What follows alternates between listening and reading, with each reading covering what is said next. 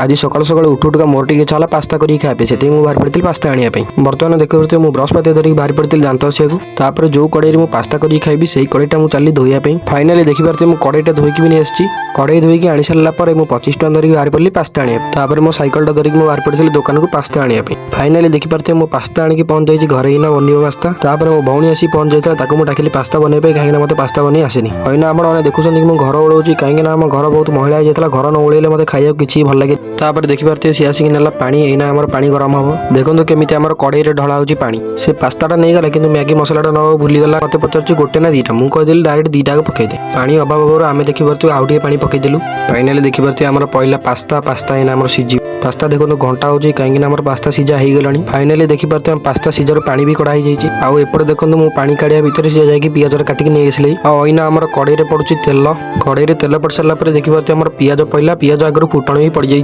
देखो अना पहला आम पास्ता एना आम पड़गला देखिए पास्ता आम पहला लुण कहीं लुण न पड़े भाई स्वाद आस अना आम देखिए पास्ता बनिक रेडी हो केवल घंटा हो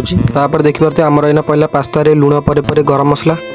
पर आमर पड़गला देखिए हलदी फाइनाली एत सारा मेहनत पर आमर पास्ता बनिक रेडी हो जदि आपको भिडियोटा भल लगे तो लाइक सब्सक्राइब निश्चय करदे रही जय जगन्नाथ।